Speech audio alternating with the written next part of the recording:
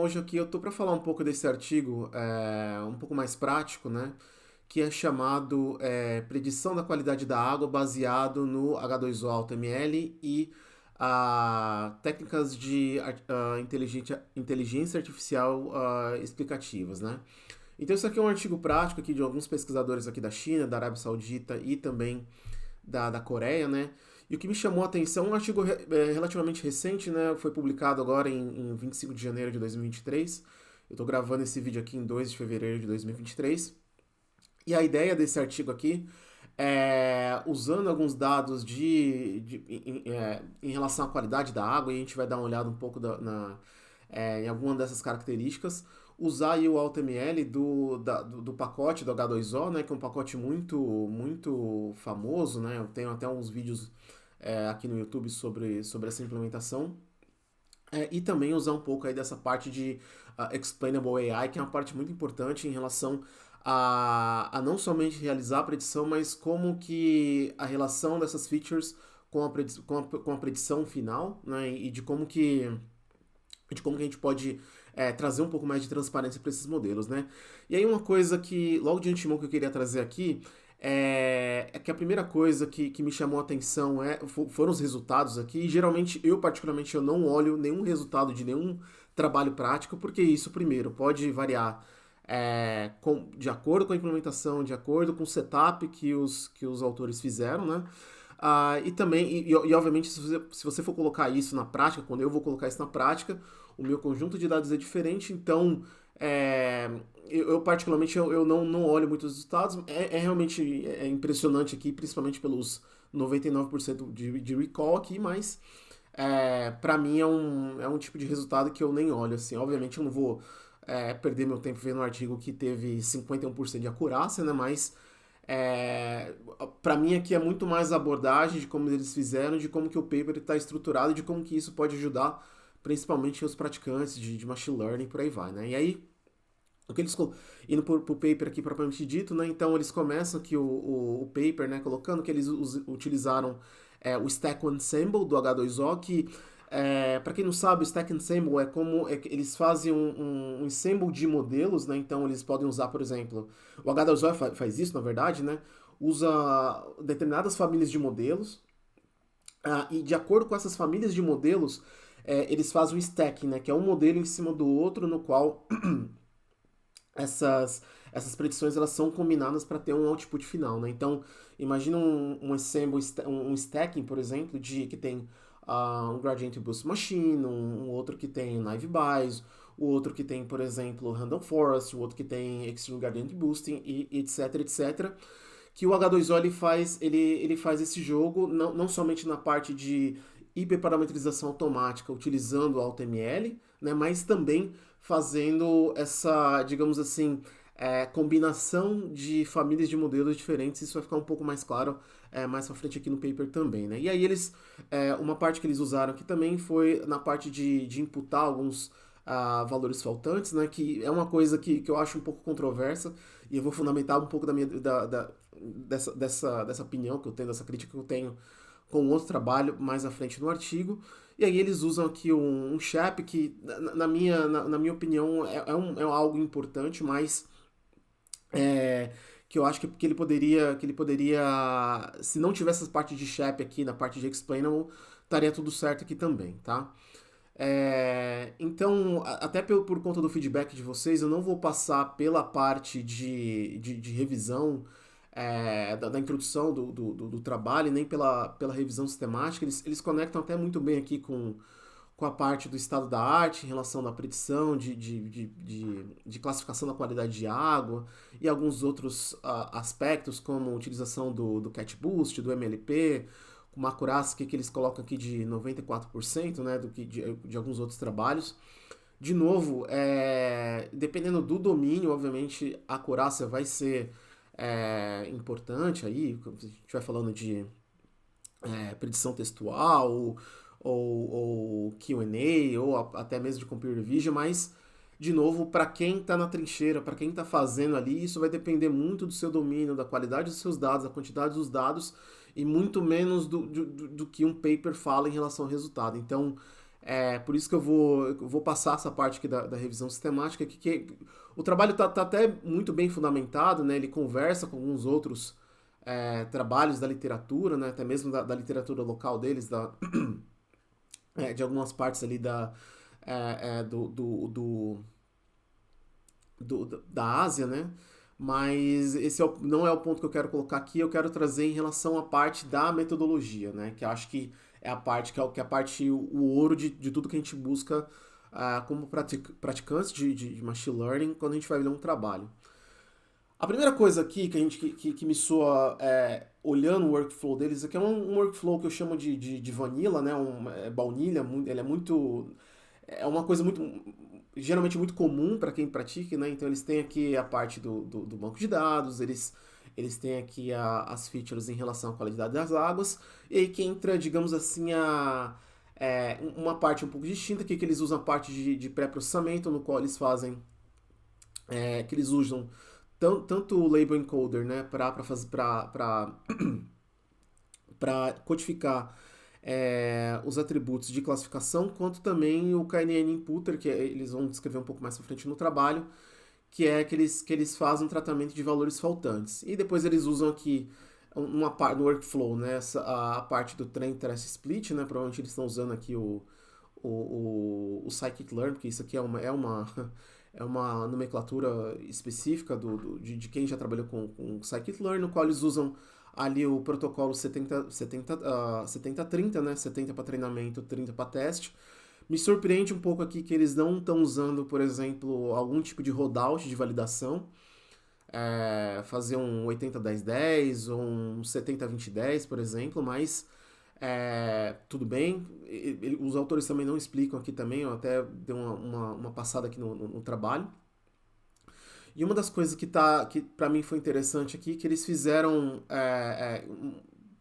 pelo que eu entendi aqui, eles fizeram o pré-processamento, até fiz uma anotação aqui, somente nos dados de treinamento para evitar um data leakage, que eu acho que é um ponto positivo do trabalho, apesar que o trabalho não, eu coloco isso também no final, o trabalho não traz nenhum tipo de código-fonte para saber o que está acontecendo, né? Mas a gente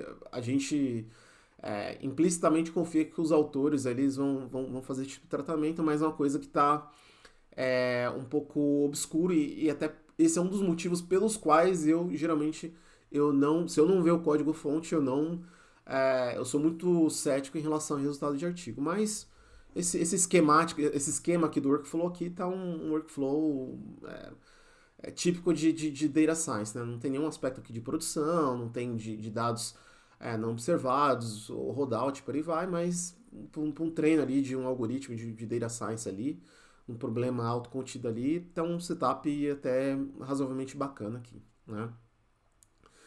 E aqui é o primeiro ponto, né? Os autores, eles tiraram aqui esse dataset do Kaggle, né? Que é a plataforma aí de desafios de machine learning e tudo mais. Acho que é a melhor plataforma de democratização de machine learning que já existiu, né? Então eles utilizam ali os dados, né, de um desafio. E aqui o dataset ele tem vários atributos, como a quantidade de resíduos sólidos na água, a quantidade de sulfato, a condutividade, etc, etc.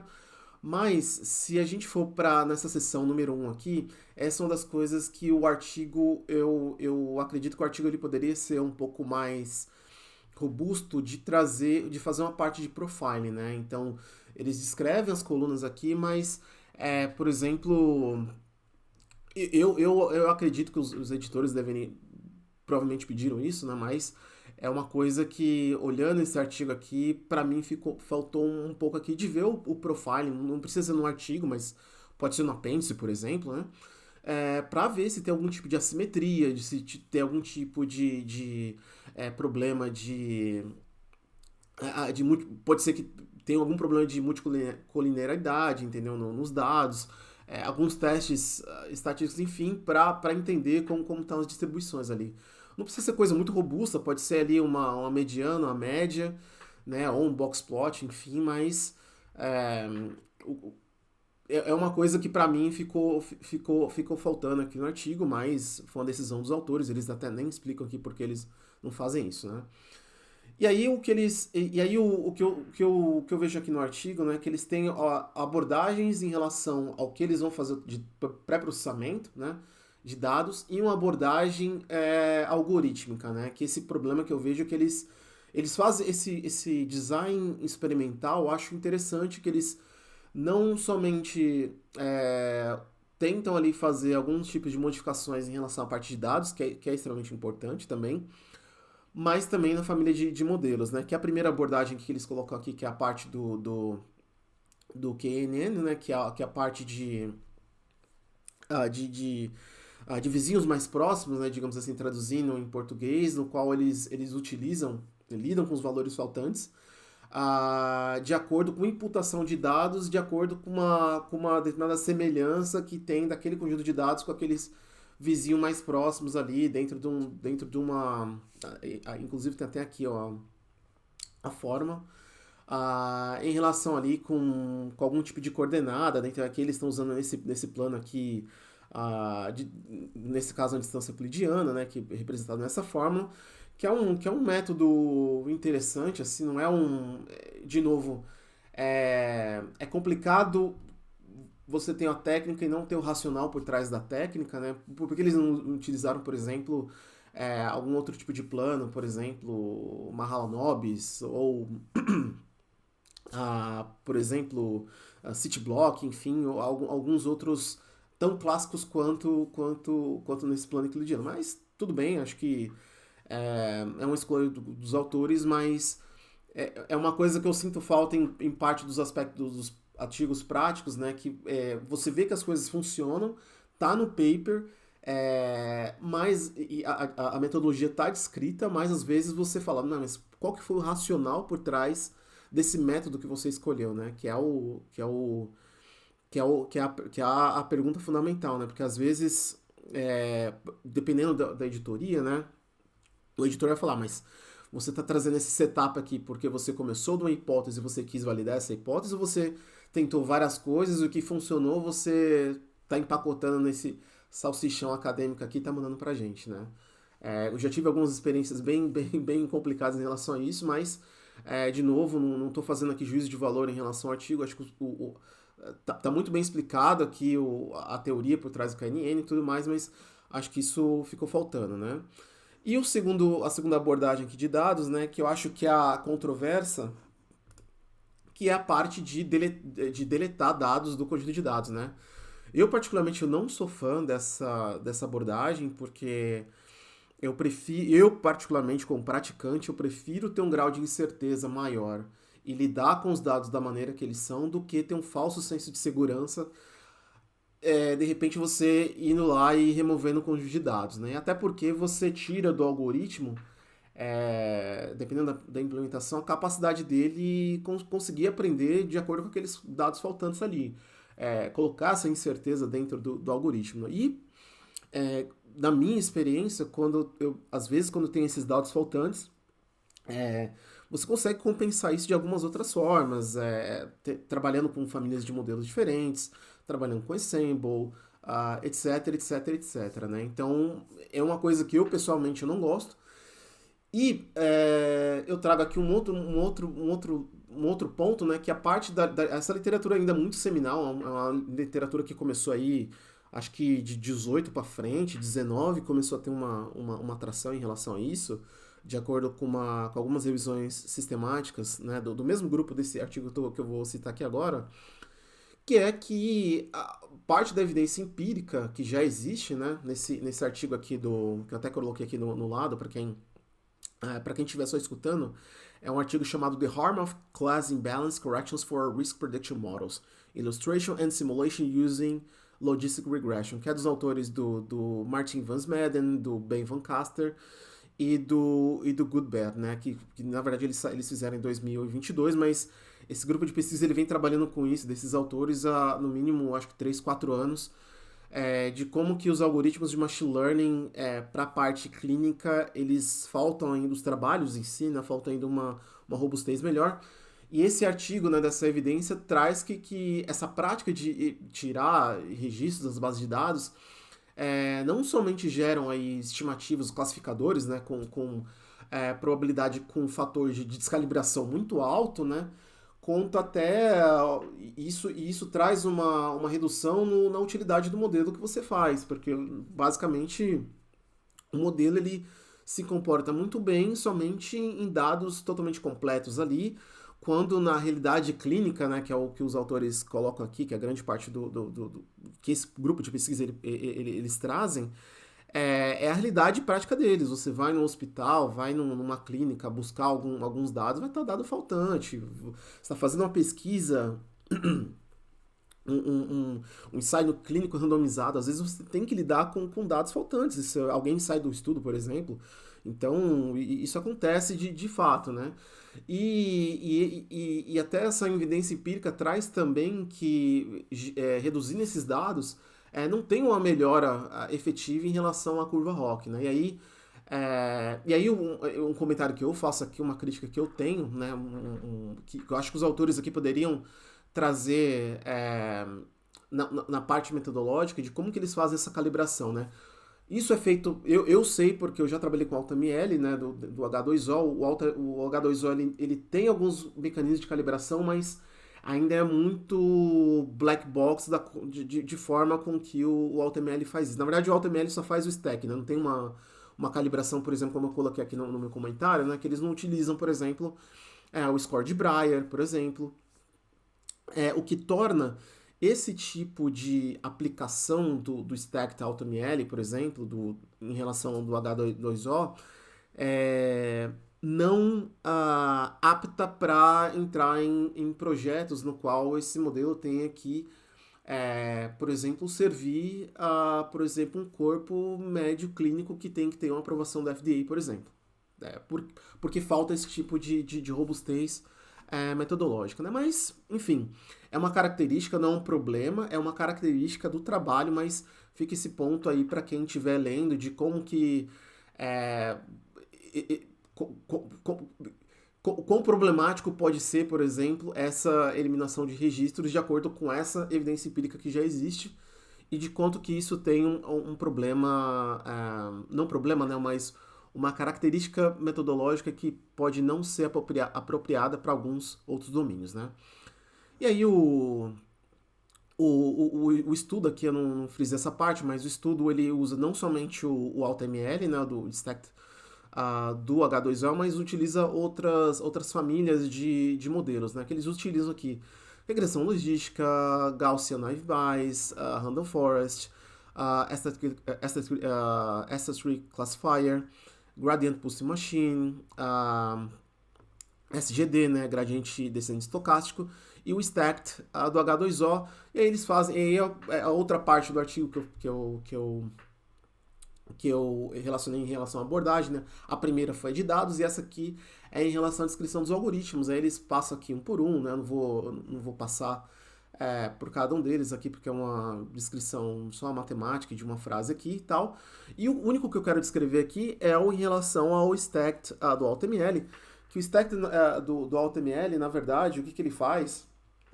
Ele tem um espaço de busca em relação a parâmetros de diversos modelos, e o AltaML do H2O, do Stacked, ele combina famílias de modelos diferentes, né? Eu vou deixar o vídeo aqui na descrição, ou até aqui no card, de um vídeo que eu gravei para o StatDados, no qual eu explico como utilizar o AltaML dentro do R, e lá tem como escolher, por exemplo, eu quero ter somente Gradient Boost Machine ou Extreme Gradient Boosting, e eu quero ter a regressão logística, por exemplo. Mas eu quero ter também agora a Random Forest, por exemplo. Então você pode escolher famílias de modelo, e o que o H2O faz? Fala assim, cara, você tem essa família de modelos, então eu vou treinar aqui 5 modelos, ou 10 modelos, ou 7 modelos, e eu vou não somente escolher famílias de modelos diferentes, fazer combinações de famílias diferentes, mas também, ao mesmo tempo, vou fazer hiperparametrizações em cada uma dessas famílias de modelos que vão ser combinadas, né? Então,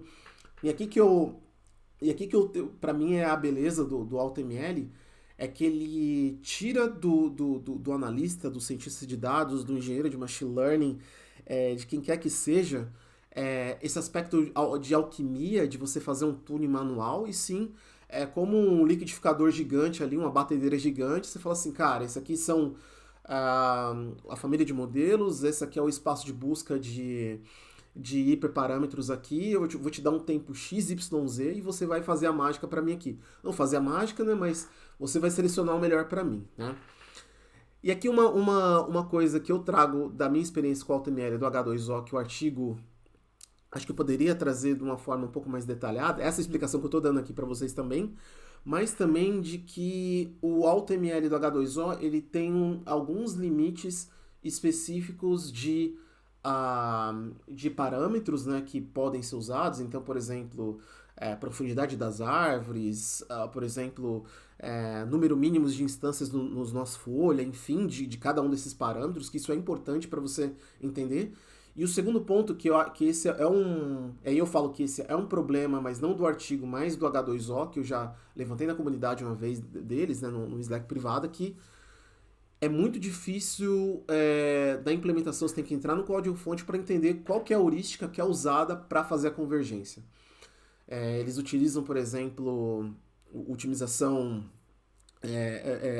baseado em Bayesiano, ou eles fazem um random search, ou eles fazem um grid search, por exemplo. Então, essa convergência dessa parametrização para que as melhores opções sejam exploradas melhores, esse algoritmo de convergência já não é tão bacana assim, né? Então, mas os autores aqui estão tirando de valor de face aqui da implementação, e obviamente é um artigo prático que você pode ter esses atalhos metodológicos aqui, mas é uma coisa que os autores poderiam trazer também para dar um pouco mais de robustez, né? Focar um pouco menos nos resultados, como a gente vai ver mais pra frente, e fazer esses disclaimers metodológicos aqui ao longo do artigo, né? Eles trazem aqui a parte de explainable, a parte do SHAP e tudo mais. Eu acho muito interessante, é um corpo de conhecimento muito, muito bom, principalmente para quem quer colocar machine learning explicativa em domínios de alta criticidade. Acho que isso é importante. E até mesmo para domínios, principalmente que envolvem aí seres humanos ali, tanto no input e no output, né, na parte de fairness, accountability, transparency, por aí vai. Eu acho interessante aqui nesse artigo, eu particularmente, é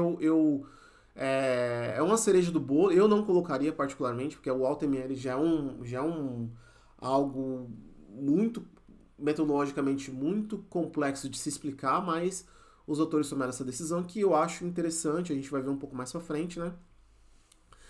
E aí eles fizeram uma proposição de um framework aqui, né? No caso que na fase 1, todos os algoritmos eles são implementados utilizando o model select do H2O e o conjunto de dados contendo os dados faltantes. Na fase 2, o conjunto de dados é balanceado e a esparsidade desses dados é removida usando o KNN Imputer, e depois os algoritmos aprendem em cima dele, que é o ponto que a gente discutiu anteriormente.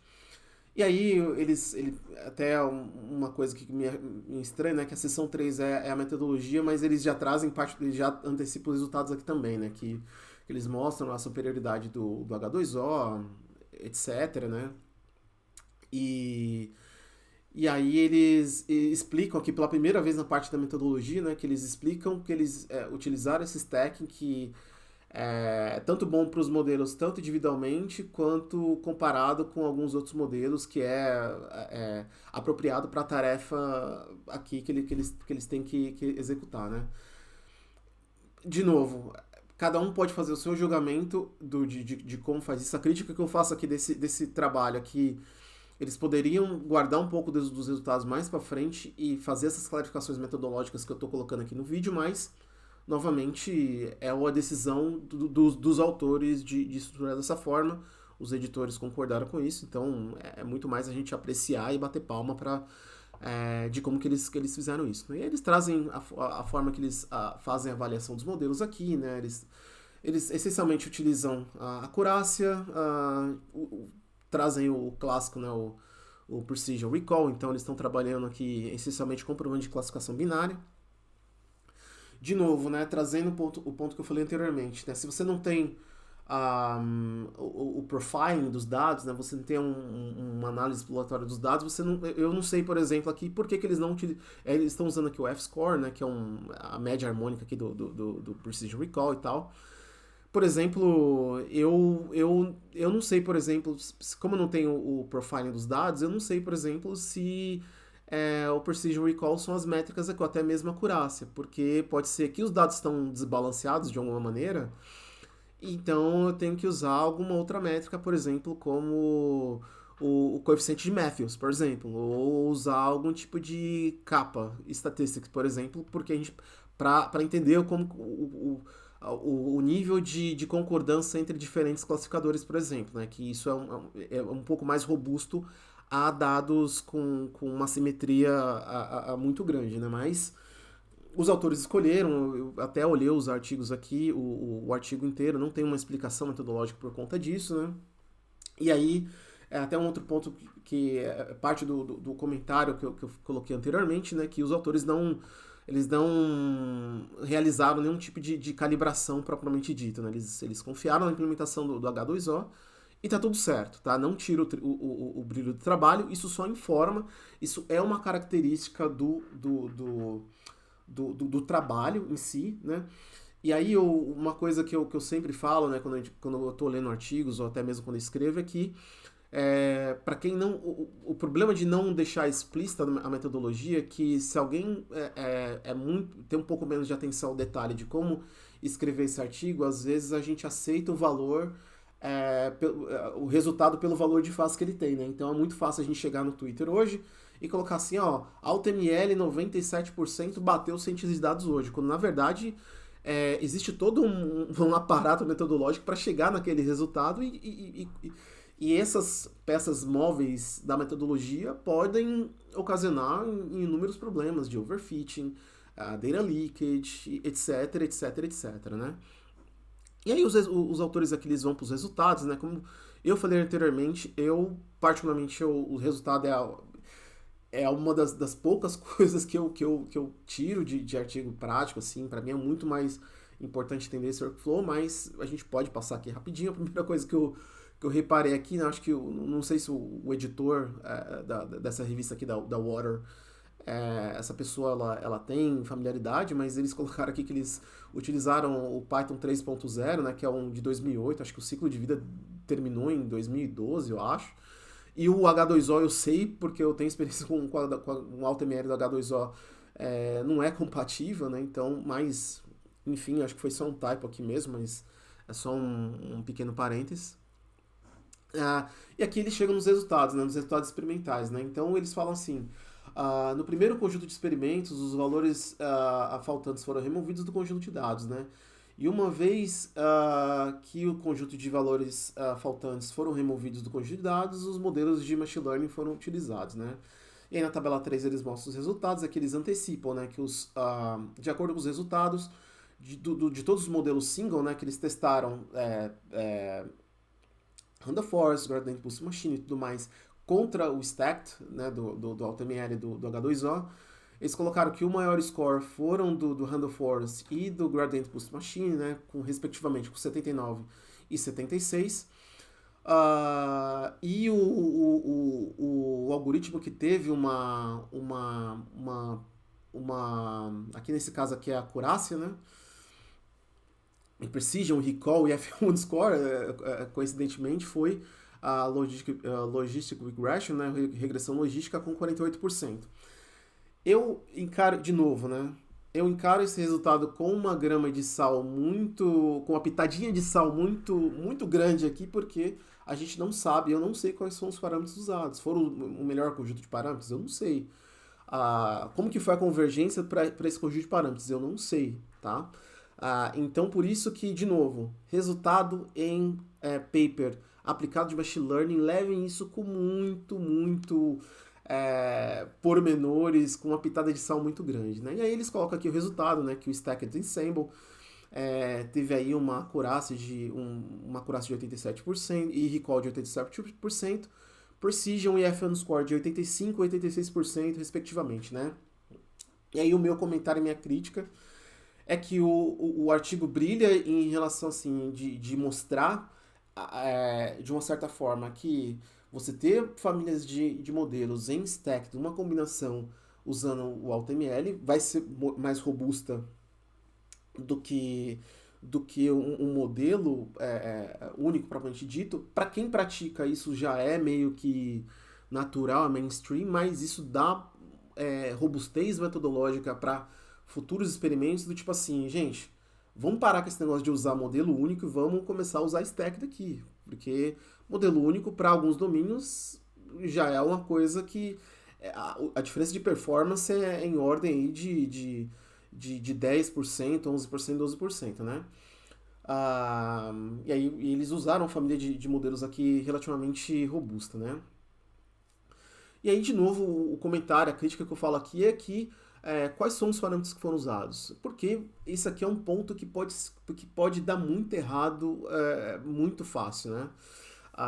E uma coisa que eu passei recentemente, em 2019, não tão recentemente, em 2019, isso depois até virou um blog post de outras pessoas que a gente estava numa thread no Twitter, né?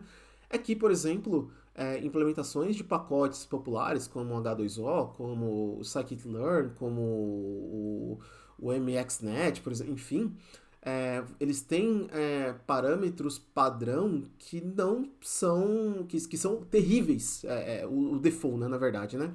São terríveis e isso pode afetar a performance, né? Tem uma referência aqui, né, de um blog post chamado Scikit-learn Defaults Are Wrong, né, que o autor ele comenta que o Scikit-learn é de uma thread que eu participei no Twitter com o Zachary Lipton também, que ele levantou essa lebre também, que é horrível e tem muita coisa que pode afetar uma performance de modelo, como eu coloquei aqui, né, no meu comentário, né? Qual que é o teu fator de penalidade na regularização do L2 e do L1, por exemplo? Qual que é o teu learning rate no seu gradiente descendente estocástico? Qual que é o fator de quebra que você está usando no Extreme Gradient Boosting ou no Handle Force, por exemplo? Qual que é a profundidade máxima da árvore que você vai estar tendo?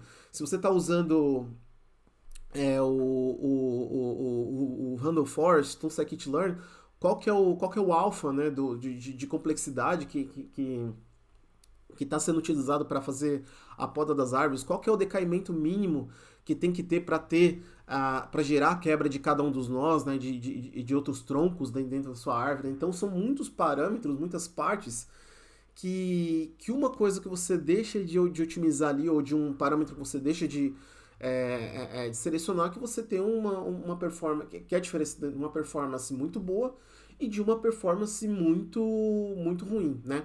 E aqui, de novo, eu faço um apelo, por favor, cientistas de dados, engenheiros de machine learning, parem de fazer alquimia. Utilizem a força do AutoML para esgotar esse espaço de busca de parâmetros e de soluções que vocês podem dar, não somente ter o melhor resultado dentro daquele conjunto, daquela família de modelos possível, acho que é o primeiro ponto. Segundo, você vai ter todo o tracking, o H2O ele traz esse tracking dos seus experimentos, então você tem a parte de reprodutibilidade já muito maior e tracking, por exemplo, né? E uma robustez metodológica muito maior do que, por exemplo, falar assim, eu treinei na minha máquina aqui e eu cheguei nesses parâmetros aqui, mas como você chegou, né? Então, por favor, parem de fazer tuning manual de modelo, isso é uma coisa, isso era ok até 2015. Depois de 2015, não tem motivo para a gente não usar a AutoML para fazer esse trabalho de levantar o piano, né? E os cientistas de dados entender muito mais famílias de modelos, combinação de dados, pré-processamento de features, como você vai a servir isso em produção, tá? Então, entenda o AutoML como um enorme liquidificador, uma enorme batedeira, uma enorme máquina um slicer ali para cortar os seus legumes, e você, como cientista de dados e engenheiro de machine learning praticante, você é um chefe que só vai colocar aquele toque final ali de como que o prato vai ser ali no começo, ou você vai ser o cara que vai selecionar muito bem os ingredientes, né? Que aí o teu toque ali que vai fazer toda a mágica acontecer, né? E aqui, comentários à parte, tem algumas outras partes aqui dos resultados aí que eles trazem aqui a diferença de acurácia aqui que é em ordem de 17%, enfim. De novo, eu não vou passar os resultados aqui porque o resultado pode ser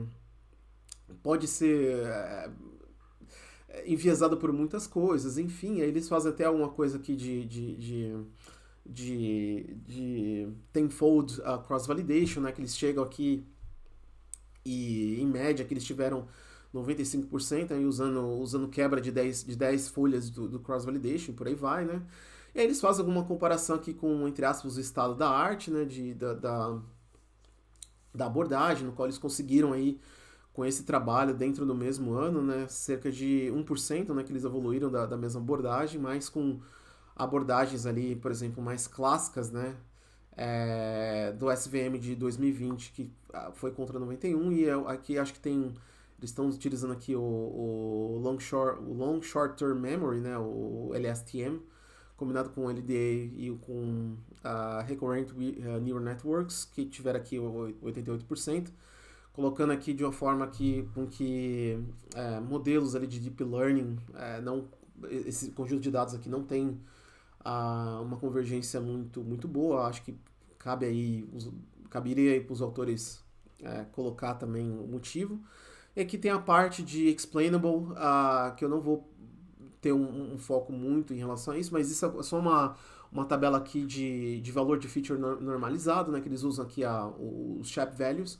Eles colocam aqui que entre aspas, as features mais ofensoras o PHD da água, o pH da água, não PHD não, mas pH da água, e também o sulfato, né, e isso faz sentido, que se a água tiver uma concentração de sulfato maior, ela vai ter uma qualidade menor, né, vai ter até em termos de gosto vai estar ruim, e a parte de pH também é uma parte que até pode trazer um desequilíbrio intestinal para os seres que foram consumir aquela água, se ela está muito alcalina ou está muito ácida, né? Enfim. E aqui tem algumas coisas, né? Os SHAP values dessas duas features aqui, e eles chegam numa conclusão que a pesquisa provê com que o framework usando o Stack Ensemble ele consegue de forma acurada ali prever se a água é saudável ou não para beber. Isso em termos operacionais de como você vai colocar isso em produção é uma outra coisa, né? Que entra no ponto que eu coloquei em termos de metodologia, né? De imputar valores. Eu acho problemático, como a gente discutiu anteriormente aqui, né, no vídeo, a evidência empírica mostra com que isso não é uma prática interessante, porque o mundo real é dado truncado, então imagina que alguém vai tentar reproduzir esse trabalho aqui, por exemplo, num lago, por exemplo, para testar a qualidade da água corrente, por exemplo, você vai fazer isso online, você não vai... quando você não tem o valor de um sensor, você não tem o valor do sensor, você não vai imputar o dado ali na hora, né? É 10, é 20, é 30. Porque o mundo real, ele é imprevisível, ele vai ter dado faltante mesmo, né? Então, como o trabalho em termos de trazer evidência para o Stack Ensemble, eu acho que é interessante, comparação com família de modelos e o estado da arte para esse tipo de problema, é interessante, mas em termos operacionais, quando isso for para produção, é uma coisa que, tem que ser visto com um pouco mais de cuidado, né? E aí, eu passei aqui também até dei uma olhada no artigo como um todo. Não tem o código-fonte disponível, não, que é uma pena, que a gente tem em 2023 aí, pesquisa fechada no computador de pessoas, né? E tendo um artigo divulgado, mas faz parte do jogo, né? É assim que é. Enfim, mas acho que o takeaway aqui, no que a gente leva para casa aqui é a utilização de AutoML, né, contra famílias de modelos e esse estado da arte aqui em relação a esse domínio específico, tá certo? Então é isso por esse vídeo de hoje. Quem quiser saber mais, eu vou colocar os links aqui na descrição do vídeo. Eu escrevi um artigo em português aqui para o Data Hackers na época, né, do aspectos práticos, teóricos e vantagens e limitações do AutoML. São quatro partes ali de artigos extremamente densos que eu falo de frameworks de como que o AutoML pode ajudar, como a introdução de como que faz, por exemplo, para redes neurais, etc, etc, etc. Limitações, que é extremamente importante, referências, papers. Então, eu recomendo fortemente com que vocês dêem uma olhada nesse artigo. Acho que provavelmente ainda hoje, mesmo depois aí quase 3 anos, a maior referência. Não que eu seja a maior referência, mas a maior consolidação de agregação de links em língua portuguesa. Então, vale a pena dar uma olhada aqui. Tá certo, pessoal? Então é isso, obrigado e até o próximo vídeo.